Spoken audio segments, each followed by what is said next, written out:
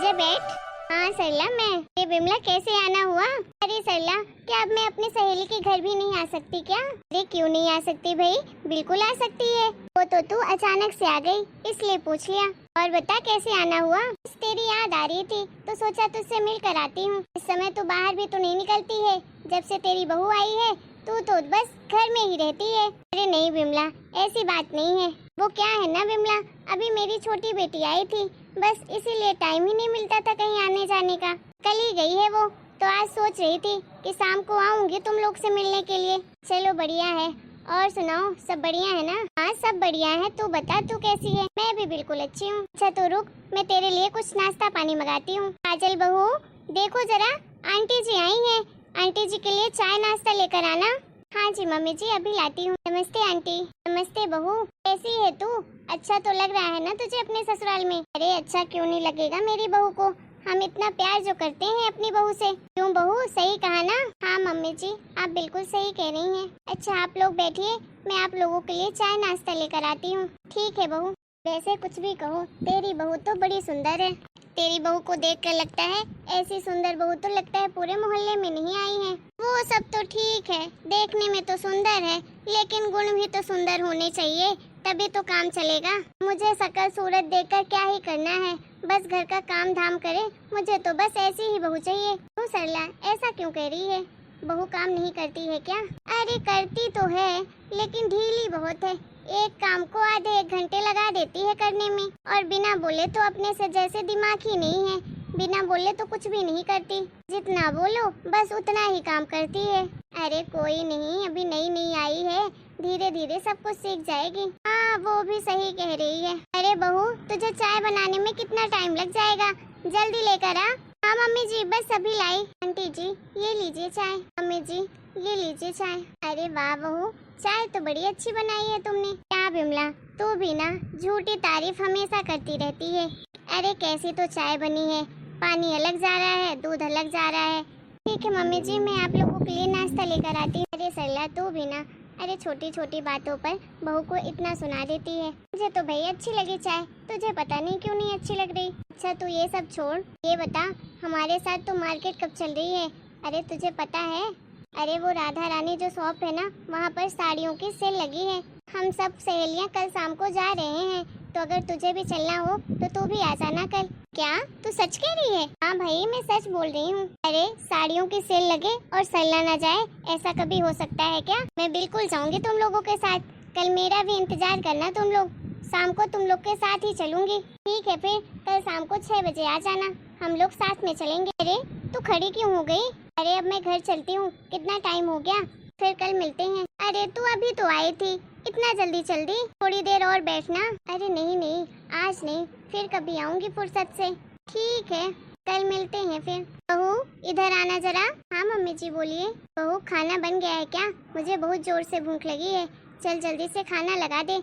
हाँ मम्मी जी खाना तो बन ही गया है, बस 2-4 रोटियां ही बनानी है। अच्छा ठीक है फिर जल्दी बना ले। और बहू थोड़ा हाथ पैर ना जल्दी जल्दी चलाया कर। ठीक है मम्मी जी। निखिल जी आप तैयार हो गए क्या ऑफिस जाने के लिए? हाँ तैयार तो हो गया हूँ, लेकिन आज मेरा ऑफिस जाने का मन नहीं है। क्यों निखिल जी, आप ऑफिस क्यों नहीं जाएंगे आज? बस ऐसे ही, रोज रोज तो ऑफिस ही जाता हूँ। आज मैंने सोचा है क्यों न मैं आज अपनी वाइफ के साथ थोड़ा समय बिताता हूँ। लेकिन मैंने तो आपके लिए नाश्ता भी लगा दिया है, ऊपर से आपकी टिफिन भी तैयार कर दी है। कोई बात नहीं, मैं घर में ही खा लूंगा। काजल मैं सोच रहा था कहीं घूमने चलें क्या आज अपन दोनों? नहीं जी मैं नहीं जा सकती हूँ, घर में बहुत सारा काम पड़ा है, अभी मुझे सारा काम करना है। अरे यार काम का क्या है, बाद में कर लेना। चलो आज कहीं घूमने चलते हैं। अरे नहीं नहीं मैं कहीं नहीं जा सकती हूँ, अगर मैंने सारा काम टाइम पे नहीं किया ना तो मम्मी जी मुझ पर बहुत चिल्लाएंगी। अभी तो वो मंदिर गई हैं, उनके आते आते मुझे सारा काम करना पड़ेगा। अरे काजल तुम भी ना कितना डरती हो मम्मी से। अच्छा सुनो, एक काम करते हैं, मैं हेल्प कर देता हूँ तुम्हारा किचन में, तो सारा काम जल्दी जल्दी हो जाएगा। ना बाबा ना, मैं आपसे नहीं करवा सकती हूँ, मम्मी जी को गलती से भी पता चलेगा ना वो तो मुझे बहुत डांटेंगी। अरे मम्मी को कैसे पता चलेगा, घर में तो हम दोनों हैं, कोई और है नहीं। अभी मम्मी भी तो बाहर गई है मंदिर। चलो मैं जल्दी से तुम्हारी हेल्प कर देता हूँ। नहीं नहीं आप रहने दीजिए, मैं कर लूंगी सारा काम। अरे बोला ना, चलो जल्दी से, मैं तुम्हारी मदद करता हूँ। मुझे पता है तुमने भी पहले कभी इतना सारा काम किया नहीं है, धीरे धीरे तुम भी सीख जाओगी जल्दी जल्दी काम करना। फिर मैं तुम्हारी हेल्प कर देता हूँ। चलो जल्दी से किचन, जल्दी से फ्री होकर फिर हम साथ में घूमने चलेंगे। ठीक है जी। अरे ये क्या हो गया तुम्हारे हाथों में? अरे कुछ नहीं, बस खाना बनाते टाइम थोड़ा हाथ जल गया था। अरे ये थोड़ा हाथ जला हुआ है, इतना सारा तो जला है हाथ। चलो मैं दवाई लगा देता हूँ।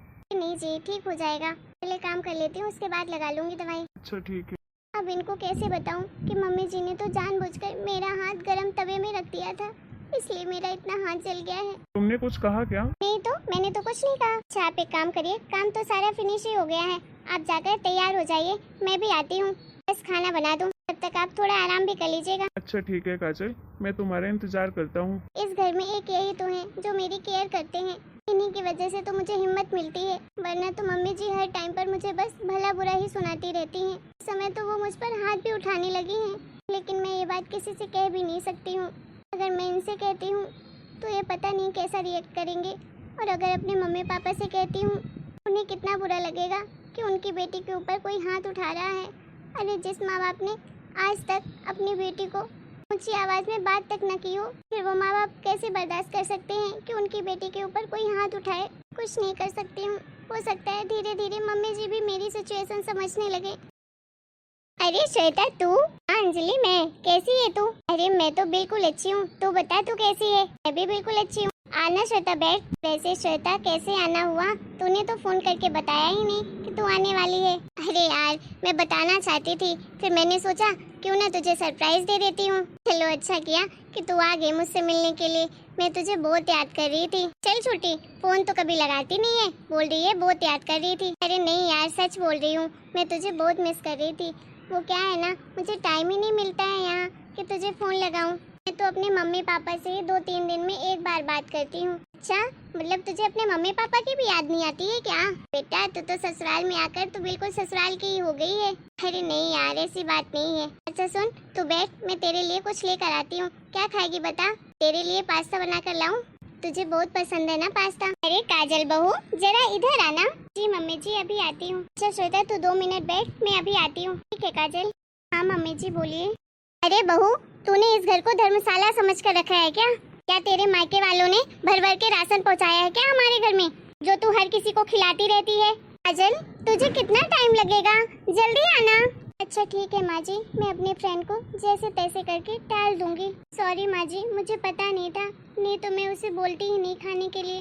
अरे काजल कहाँ रह गई थी? नहीं वो थोड़ा सा काम था। बोलना क्या हुआ?